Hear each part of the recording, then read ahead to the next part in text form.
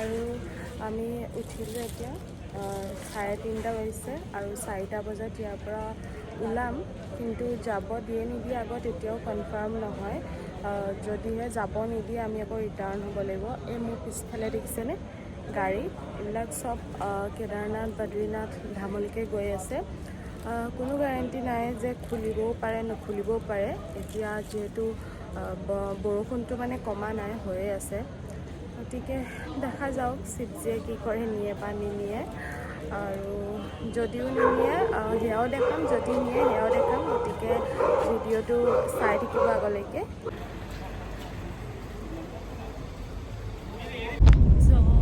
Hello' everyone, এতিয়া বাজিছে time 6:10 আৰু এতিয়া আমি ওলাই আছোঁ কেদাৰনাথ ধামলৈ বুলি। আৰু যাত্ৰা খুলিলে আৰু বহুত বেছি এতিয়া মনটো ভাল লাগিছে, যাব গৈ আছোঁ। কিন্তু ৱেডাৰটো তথাপিও এতিয়াও ক্লিন হোৱা নাই। এয়া দেখিবলৈ পাইছে গোটেই ফগি হৈ আছে আৰু লেণ্ডশ্লাইড হৈয়ে আছিলে মানে।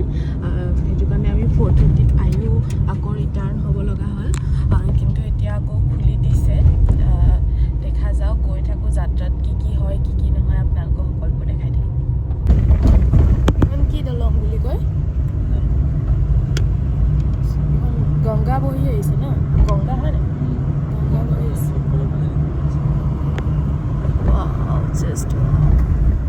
আৰু এইদৰে আমাৰ যাত্ৰাটো আৰম্ভ হৈছিল, এই ধুনীয়া পৰিৱেশটোৰ মাজেৰে। আৰু পাহাৰখনত চাওকচোন, কুঁৱলীয়ে আৱৰি আছে, ইমান বেছি সুন্দৰ লাগিছে। যিহেতু বৰষুণ দি আছিলে, যাওঁতে আমি এয়া যে দেখিছে দুখন নদীৰ সংগম হয় এয়া, কিন্তু নদীকেইখনৰ নামটো মই একদম পাহৰি গ'লোঁ, তাৰ বাবে চৰি। কোনোবাই যদি জানে প্লিজ মোক কমেণ্ট কৰি জনাব কি আছিলে। যোনটো ত্ৰিবেণী সংগম বুলি কয় সেইটো আগলৈ আমি পাই যাম। তাৰপিছতে আমাৰ বেটলাক ইয়াৰ পৰাই ষ্টাৰ্ট হৈ গ'ল। এয়া দেখিছেনে লেণ্ডশ্লাইড? চাওক, মই যে লেণ্ডশ্লাইডৰ কথা কৈছিলোঁ, জেগাই জেগাই বহুত বেছি লেণ্ডশ্লাইড হৈছিলে। সেইকাৰণে গাড়ীবিলাক আচলতে যাবলৈ নিদিয়ে, কাৰণ ৰাস্তাটো ক্লিয়াৰ কৰিব লগা হয়।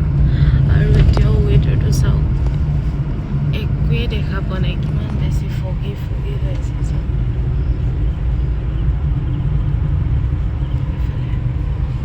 সেইকাৰণে একচুৱেলি ৰাতি গাড়ীবিলাক যাবলৈ নিদিয়ে, কাৰণ বহুত বেছি ডেঞ্জাৰ হৈ যায় ন। এয়া চাওক, অতি ফগি হৈ আছে। আৰু ইমান ধুনীয়াকৈ ষ্টাৰ্ট কৰা জাৰ্ণিটো ইয়াতে এণ্ড হৈ গ'ল, কিয়নো ইয়াতে প্ৰায় 6-7 কিলোমিটাৰমান এনেদৰে গাড়ী জাম হৈ গ'ল। এয়া দেখিছেনে, ইখন গাড়ীৰ পিছত সিখন গাড়ী এনেদৰে লাইন বাই লাইন, কিয়নো আগত বহুত জেগাত লেণ্ডশ্লাইড হৈছে, আনকি JCBও ফচিব লগা হ'ল।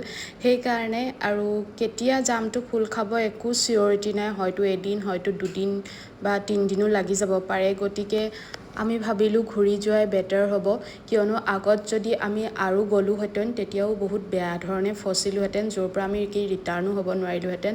আৰু যিহেতু আমাৰ 3 দিনৰ পাছতে আমাৰ ৰিটাৰ্ণ টিকেট কৰি থোৱা আছিলে, সেইকাৰণে আমি প্ৰব্লেমত পৰি গ'লোঁ হয়, কিয়নো কেতিয়া আমি তাত পাবগৈ পাৰোঁ একো গেৰাণ্টি নাই, একো চিয়ৰিটি নাই। সেইকাৰণে এটা বহুত বেয়া মুহূৰ্ত লৈ পেলাই উভতি আহিব লগা হ'ল। আৰু সেই সময়ত মানে মোৰ ভিডিঅ' কৰিবলৈ, কথা ক'বলৈ একদমেই মন যোৱা নাছিলে, আৰু বহুত বেছি মনটো বেয়া লাগিছিলে, কিয়নো বহুত এটা আশা লৈ আহিছিলোঁ, কিন্তু সেই আশাটো সম্পূৰ্ণ নহ'ল। কিজানি ভগৱানে চাগে আগত বেয়া হ'ব বুলিয়ে আমাক যাবলৈ নিদিলে।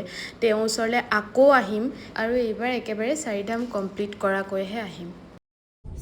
এতিয়া আমি গৈ আছোঁ হৰিদ্বাৰৰ পৰা আমি আজি মুছৰিত থাকিম। মুছৰিত আজি চাবলৈ একো নোৱাৰিমগৈ, কাৰণ ইভিনিং পামগৈ যিহেতু, সেইবাবে কাইলৈ থাকিমেই। সেইকাৰণে কাইলৈ আমি মুছৰি ফুৰিম, আৰু এতিয়া আমি হৰিদ্বাৰ ইয়াৰ পৰা চাই যাম কি আছে। আৰু এতিয়া ৰাস্তাত ৰখি খাই লৈছোঁ নেমু চৰবত, যিহেতু ৰাতিপুৱা পৰঠা খাইছিলোঁ। আৰু এতিয়া একেবাৰে লাঞ্চ কৰিম। লাঞ্চটো চাগে হৰিদ্বাৰতে ক'ৰবাত কৰি ল'ম, আৰু এতিয়া সেইকাৰণে নেমু চৰবত এগিলাচ খাই লৈছোঁ, ফ্ৰেছ হৈ লৈছোঁ। দেন আমি হৰিদ্বাৰ চাবলৈ গ'লোঁ। হৰিদ্বাৰতো বহুত মন্দিৰ আছে, তাতো দৰ্শন কৰিম বুলি ভাবিলোঁ।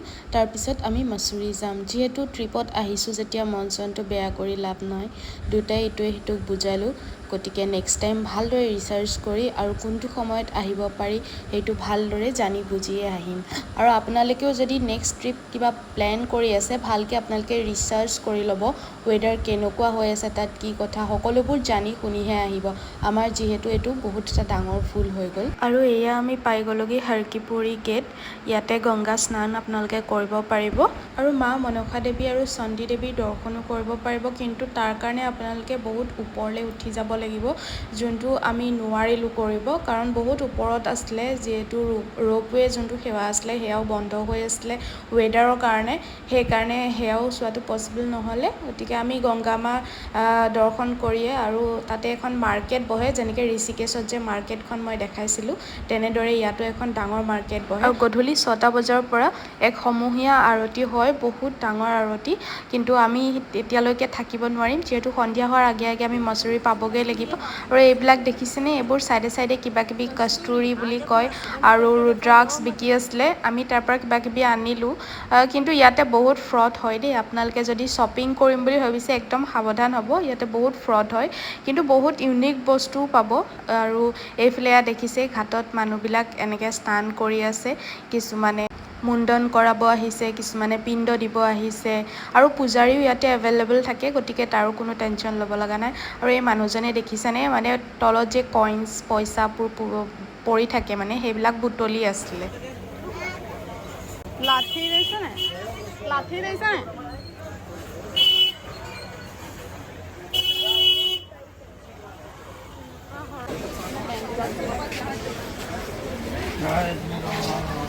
जय बाबा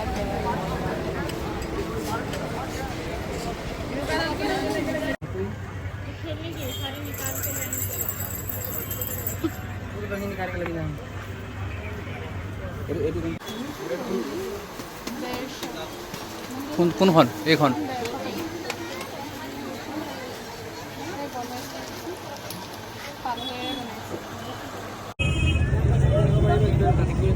কি হয়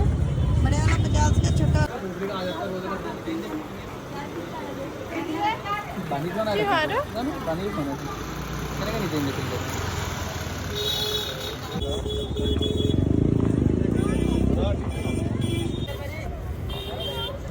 তেটো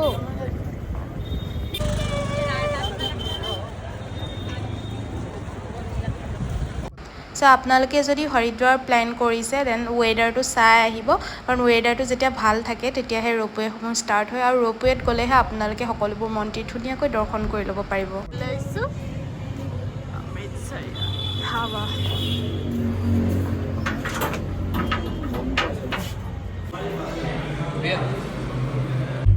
এতিয়া আমি মছুৰীত সোমালোঁ, আৰু এইটো হ'ল মছুৰী ৰোড, সেইফালে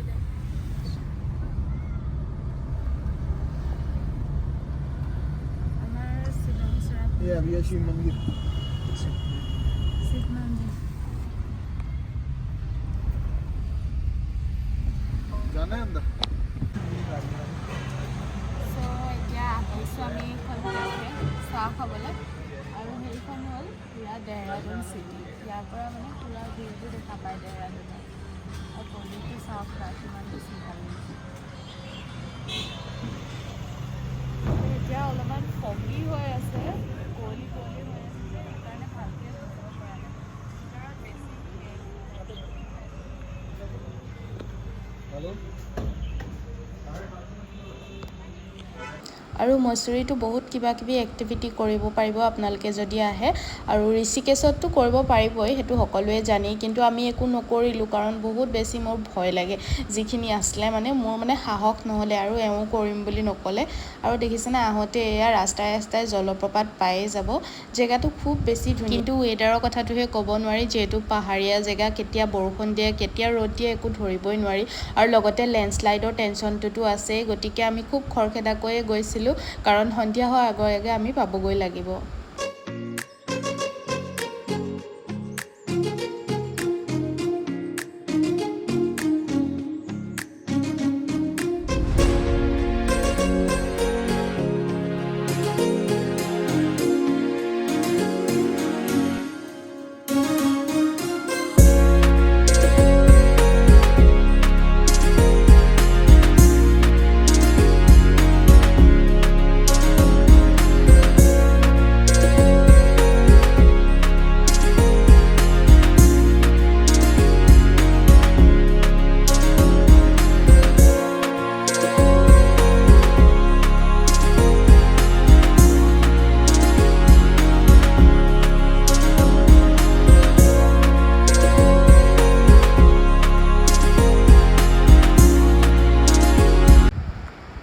আহি আমি পালোগৈ এয়া লাইব্ৰেৰী ৰোড, যোনটো মল ৰোড বুলি ফেমাছ হয়। কিন্তু ইয়াতে বহুত বেছি ট্ৰেফিক জাম হয় আৰু আমি 1 ঘণ্টাতকৈও বেছি আমি ট্ৰেফিক জামতে ফচি আছিলোঁ। মাছুৰীত আমি 2 days থাকিম, আজি আৰু কাইলৈ। আৰু ফাইনেলি এয়া আমি আমাৰ হোটেল পালোহি। আৰু আমি যিখন হোটেলত আছিলোঁ পৰিৱেশটো খুবেই ধুনীয়া, বেছি ওপৰতো নাছিলে, মল ৰোডৰ পৰা প্ৰায় 500 মিটাৰমান ডিষ্টেঞ্চ আছিলে। আৰু এইখন চাওক হোটেলৰ ভিউ, ৰাতি যে ইমান বেছি ধুনীয়া লাগিছিলে। আৰু গৈ পাই আমি দেখিলোঁ এয়া অজয় দেৱগনৰ লগত হোটেলৰ মালিকৰ ফটো। চিভাই ফিল্মখনৰ শ্বুটিং মাছুৰীত হৈছিলে, সকলোৱে জানে। তেওঁ ইয়াতে আহি খানা খাইছিলে আৰু বহুত বেছি ভাল পাইছিলে বোলে খানা খাই। আৰু এইটো হৈ গ'ল আমাৰ ৰুমটো মই থুলমূলকৈ দেখাই দিছোঁ। ভালেই ৰুমটো, আহল বহল, আৰু গোটেই ৰুমটো উডেনৰ আছিলে, পূৰা উডেনৰ স্মেল আহি আছিলে। তাৰপিছত আমি অলপো ৰেষ্ট নলৈ পেলাই ডাইৰেক্ট ওলাই গ'লোঁ মল ৰোডলৈ, কাৰণ ৰেষ্ট লোৱাৰ মাত্ৰকে আৰু আহিবলৈ মন নাযাব। আৰু ৰাতিৰ মল ৰোডখন আপোনালোকক এয়া দেখাবলৈ অলপমান চেষ্টা কৰিছোঁ। বহুত বেছি ভিৰ আছিলে, কিন্তু ভালো লাগিলে। আৰু মল ৰোড মানে মছুৰীত ফেমাছ, সকলোৱে জানে। ইয়াতে যোনখিনি উইণ্টাৰত পিন্ধা কাপোৰখিনি, উলেন হওক বা জেকেট হওক, ব্লেজাৰ হওক, সকলোবোৰ মানে ইমান বেছি ধুনীয়া কোৱালিটি পায়। আৰু দামটো মই অলপমান কমেই পালোঁ আমাৰ অসমতকৈ। গতিকে আপোনালোকে শ্বপিং কৰিবলৈ হ'লে ইয়ালৈ আহিব পাৰে। আজি আপোনালোকক ৰাতিৰ পৰিৱেশটো দেখালোঁ, আৰু যদি পাৰোঁ মই দিনৰ পৰিৱেশটো দেখাবলৈ চেষ্টা কৰিম, কিন্তু দিনতকৈ ৰাতিহে বেছি ইয়াত মানুহৰ সমাগমটো হয়।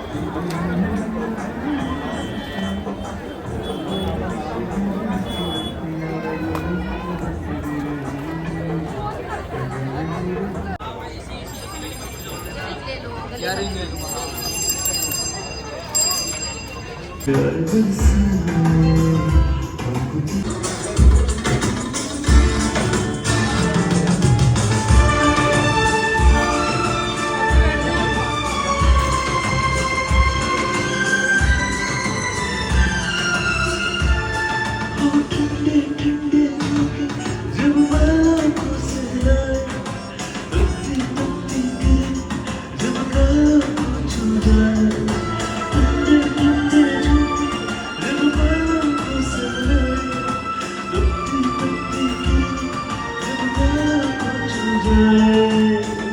আৰু 15 আগষ্টৰ কাৰণে সেয়া প্ৰগ্ৰেম হৈ আছিলে, আমি তাতে প্ৰগ্ৰেম চালোঁ। খুব ধুনীয়াকৈ গান গাই আছিলে ল'ৰাজনে।